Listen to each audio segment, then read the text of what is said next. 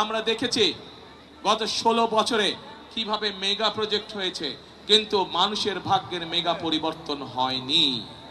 বরং আমরা দেখেছি মেগা প্রজেক্টের নামে মেগা দুর্নীতি হয়েছে, কিন্তু মানুষের ভাগ্যের পরিবর্তন হয়নি। কিছু সংখ্যক মানুষের ভাগ্যের পরিবর্তন হয়েছে।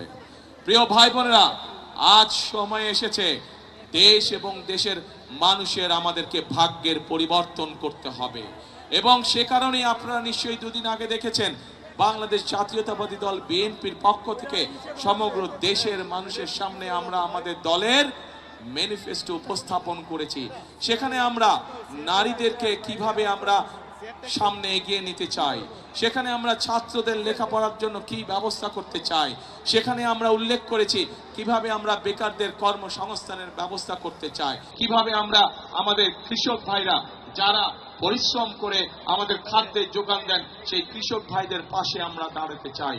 সেখানে আমরা সুন্দরভাবে উল্লেখ করেছি আপনাদের এলাকার সন্তান আমিনুল যেমন একজন প্রফেশনাল খেলোয়াড়, শুধু আমিনুল একা কেন হবে, আমিনুল মতো শত শত আমিনুল কিভাবে আমরা তৈরি করতে পারি দেশে, সেটির উল্লেখ আমরা করেছি। প্রিয় ভাই বোনেরা, এখন প্রিয় ভাই বোনেরা, আমাদের সামনে একটি বিশাল বড় কাজ আছে।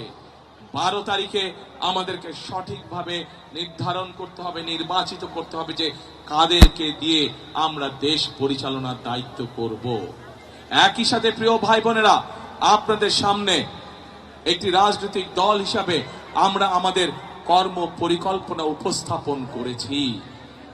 আজকে এই জনসভায় দাঁড়িয়ে আপনাদের সামনে হয়তো আমি আমাদের যে রাজনৈতিক প্রতিপক্ষ তাদের সম্পর্কে হয়তো আমি অনেক কথা বলতে পারতাম, তাদের সম্পর্কে হয়তো আমি অনেক গীবত গাইতে পারতাম, কিন্তু আমি যদি প্রতিপক্ষ সম্পর্কে বা কারো সম্পর্কে যাই বলি না কেন, তাতে কি জনগণের কোনো লাভ হবে? প্রিয় ভাই বোনেরা, জনগণের কোনো লাভ হবে না।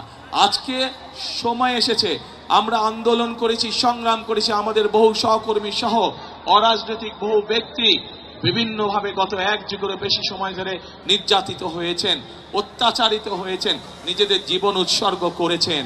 আমরা আমাদের সেই মহেন্দ্রক্ষণে উপস্থিত হয়েছি যেখানে আমরা নিজেদের রায় দিয়ে জনগণের সরকার প্রতিষ্ঠিত করতে পারবো।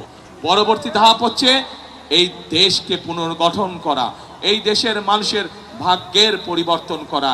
এটি হবে আমাদের একমাত্র সামনের লক্ষ্য, এটি হবে আমাদের একমাত্র উদ্দেশ্য। প্রিয় ভাই বোনেরা, সেই জন্য আসুন আজকে ধানের শীষের পক্ষ থেকে, বিএনপির পক্ষ থেকে আমি আপনাদের সামনে হাজির হয়েছি। আজকে আমরা আপনাদের সামনে আমাদের পরিকল্পনাগুলো উপস্থাপন করেছি। আমরা বলেছি যে আমরা আপনাদের সমর্থনে আল্লাহর রহমতে সরকার গঠনে সক্ষম হলে দেশনেত্রী বেগম খালেদা জিয়া যতবার দেশ পরিচালনার সুযোগ পেয়েছিলেন উনি চেষ্টা করেছিলেন, উনি ব্যবস্থাও নিয়েছিলেন এই দেশের নারীরা যাতে শিক্ষিত হতে পারে, এবং সেই জন্যই স্কুল পর্যায় থেকে দ্বাদশ শ্রেণী পর্যন্ত উনি নারীদের শিক্ষা ব্যবস্থা, মেয়েদের শিক্ষা ব্যবস্থা ফ্রি করেছিলেন। প্রিয় ভাই বোনেরা, সমগ্র বাংলাদেশে দেশনেত্রী খালেদা জিয়া সেই পলিসির কারণে লক্ষ কোটি নারী আজ শিক্ষার আলোয় আলোকিত হয়েছে। কিন্তু এই নারীদেরকে আমরা অর্থনৈতিকভাবে স্বাবলম্বী করে গড়তে তুলতে চাই। আজকে বাংলাদেশের টোটাল জনসংখ্যার অর্ধেক হচ্ছে নারী, মা বোনেরা আমাদের। তাদেরকে যদি আমরা স্বাবলম্বী করে গড়ে তুলতে না পারি, আমরা যতই পরিকল্পনা গ্রহণ করি কেন না কেন, দেশকে সামনের দিকে নিয়ে যাওয়ার জন্য আমরা কোনো কিছুতেই সফল হতে পারবো না।